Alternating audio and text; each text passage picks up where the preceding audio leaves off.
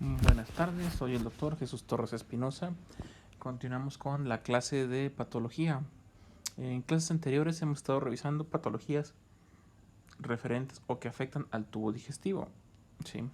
En la última revisamos lo que es la enfermedad ulcerosa péptica, que pues como les dije es una especie de paso entre una dispepsia a el desarrollo ya de un cáncer, pasando por varios tipos de complicaciones diferentes, ¿verdad?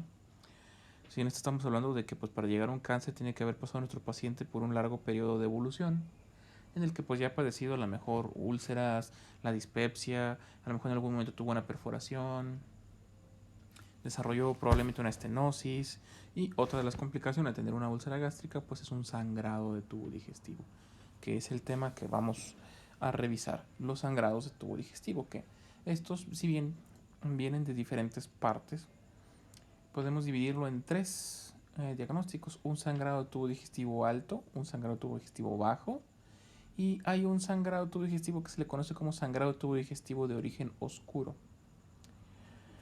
No hace esto referencia a la coloración, sino que no tenemos claro el punto de origen de dicho sangrado.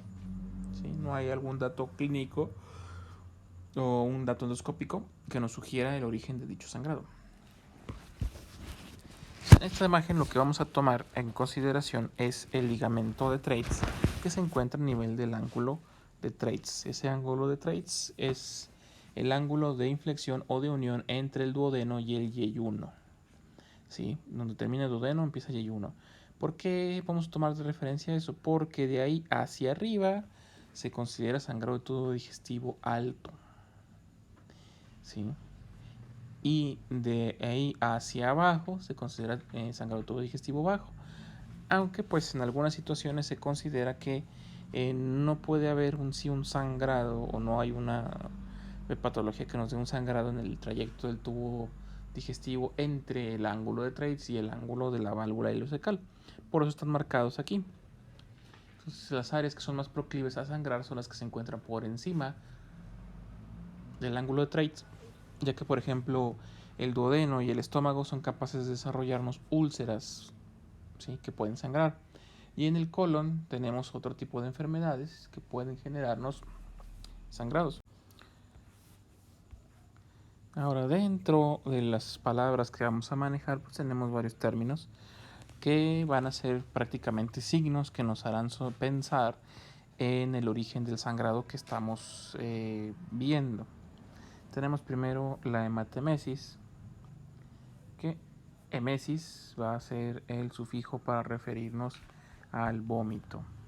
Para referirnos al vómito.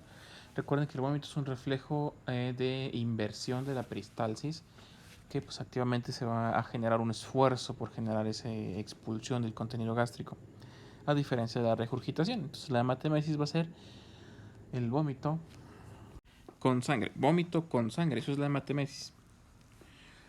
Luego tenemos la melanemesis, que tal vez la hayan escuchado como otro signo, que son el vómito en pozos de café. Es igual vómito, pero en este caso ya no vemos sangre roja, rutilante, como en la hematemesis, sino vemos sangre ya que ha interactuado ya con los jugos gástricos, por decirlo de alguna forma corriente, pues sangre digerida o semidigerida.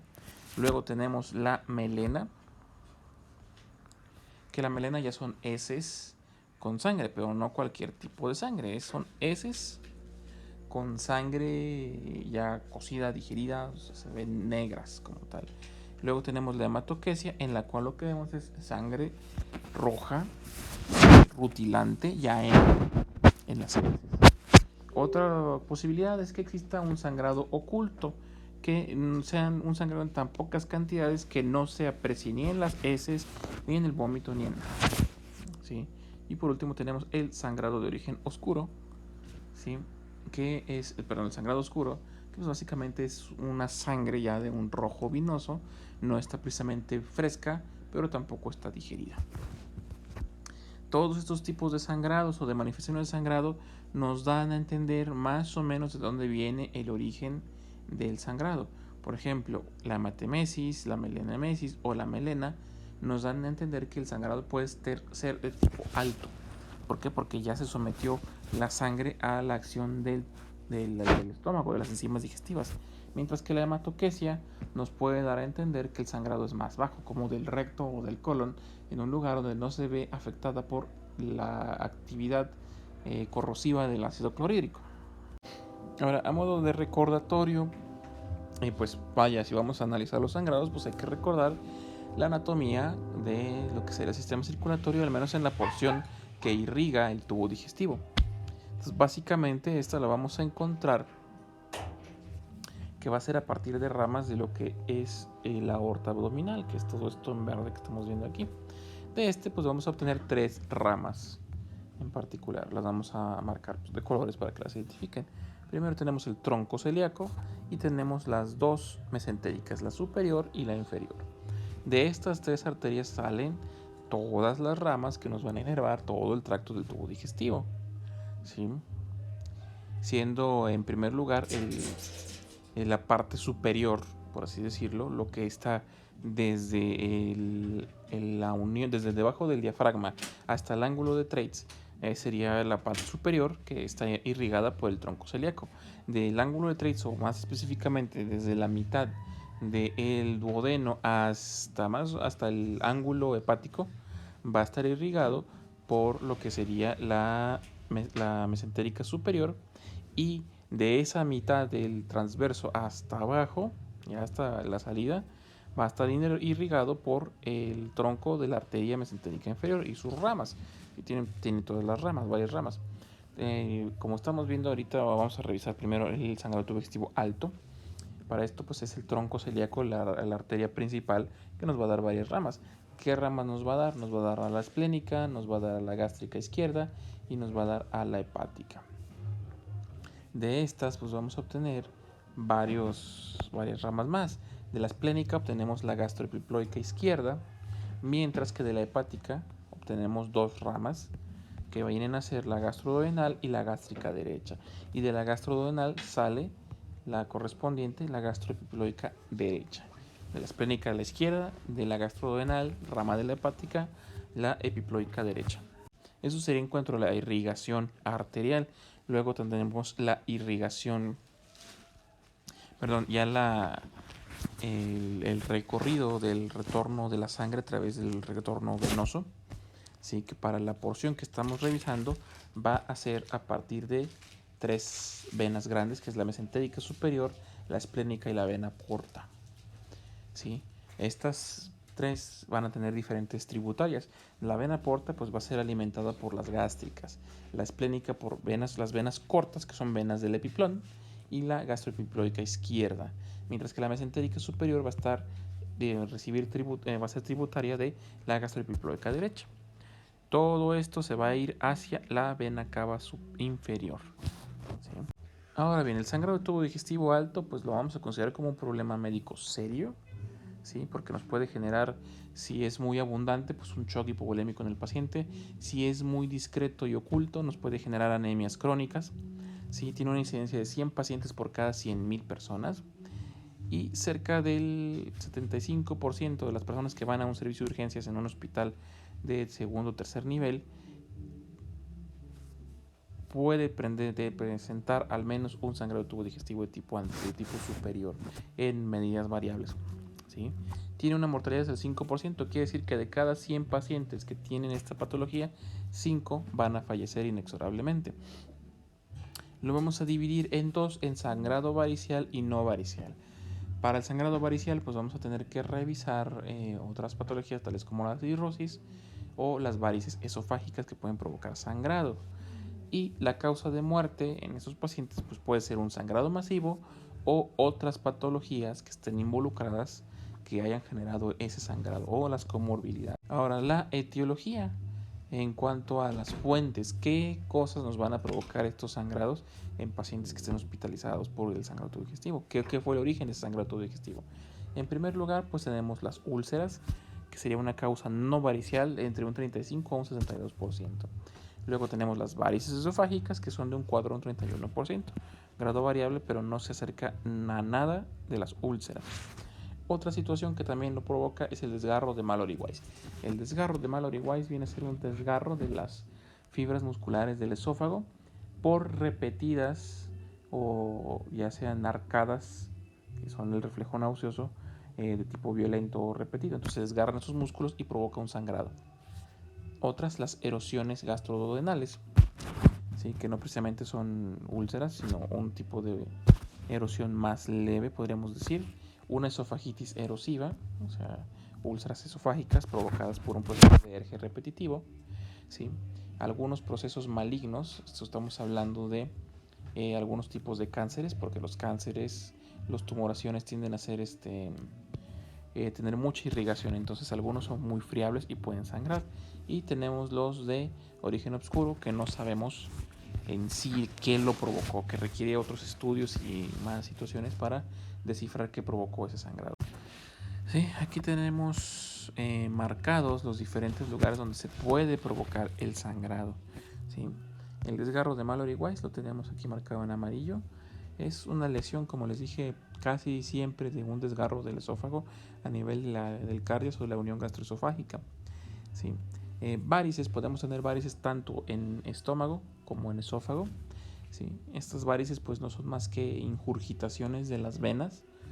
Las venas por dentro pues tienen cierta estructura que evita el reflujo. Cuando estas pierden ese mecanismo de defensa que son las válvulas en el nido de golondrina, tienden a ingurgitarse, a llenarse de sangre que se regresa, que no puede seguir el trayecto. Esto pues las distiende, las hace más visibles, son de paredes más débiles, son básicamente como las varices que vemos en las piernas de las personas, es lo mismo. ¿Sí? Entonces son de paredes delgadas que pueden sangrar en ciertas situaciones. El reflujo esofágico también puede provocar una esofagitis y por ende una ulceración que puede sangrar. También tenemos la causa más común, las úlceras tanto duodenales como gástricas. ¿Sí? Eso va a poder provocarnos el sangrado. El carcinoma gástrico también puede sangrar. En algunos casos se puede ver ulcerado y sangrar, obviamente. Y tenemos a la gastropatía erosiva o hemorrágica. Recuerden que las úlceras tienen dos orígenes. Puede ser ya sea por una infección por Helicobacter pylori o por el consumo de AINES. Existen otras causas del sangrado que pues son muy poco frecuentes, poco comunes, como por ejemplo las telangiectasias. Las telangiectasias son formaciones donde ya hay una dilatación de los vasos y hay una confluencia de los mismos y hay una predisposición a sangrar, ¿sí? Por ejemplo, pues es un síndrome raro que es el síndrome de Osler-Weber-Rendu, poco frecuente, muy poco común. Los santomas también son causas de sangrado, discrasias sanguíneas, una gastropatía portal, alguna cirugía de injerto de aorta con fístulas, la anormalidad gástrica vascular de Dieulafoy. Todas son patologías muy muy raras, pero que a final de cuentas sí podrían provocar un sangrado. Entonces podrían ser causas que caen dentro del sangrado digestivo oscuro, que hay que hacer más estudios para determinar su existencia y etiología. Dentro de, ya que vimos las principales causas, las principales causas del sangrado, los factores de riesgo para presentar estas causas, ya vimos varios, vimos el Helicobacter pylori y los AINES. Gastropatía, una es para gastropatía y el otro es el causante de lo que es la gastritis. El alcohol y el tabaco, que favorecen la falta de cicatrización, y el alcohol puede provocarnos procesos como la cirrosis hepática, que nos va a generar las varices esofágicas, que pueden generarnos el sangrado varicial. Por lo pronto pues vamos a ver la fisiopatología del sangrado no varicial, ¿sí? Que va a ser básicamente provocado por cambios en el pH de una porción determinada. O sea, puede ser en el esófago, por ejemplo, por el reflujo gastroesofágico, puede ser en el estómago por una úlcera, puede ser en el duodeno, y esto puede ser por Helicobacter pylori, por reflujo, por los AINES, por consumo de cáusticos, ¿sí? Pero indudablemente tiene que haber una alteración crónica que esté provocando ese sangrado. Esto puede ir desde una inhibición de la bomba de protones por consumo indiscriminado de los IBPs, por una infección de Helicobacter pylori, o porque hay un problema de hipersecreción de ácido, como en el síndrome de Zollinger-Ellison, que ya hemos revisado, donde persiste un gastrinoma. También en situaciones donde hay traumatismos en neoplasias o metaplasias, o inclusive en pacientes con quemaduras muy extensas que desarrollan ulceraciones, ¿sí? Que son las úlceras de Cushing y las úlceras de Kerning. Estas úlceras son presentes en pacientes de trauma que sufren estrés físico muy pronunciado. Hasta aquí terminaremos la clase. El lunes no tenemos clase por ser un día inhábil, en honor al natalicio de Benito Juárez, el benemérito de las Américas. El martes continuamos con la clase, seguimos con los tipos de sangrado tubo digestivo.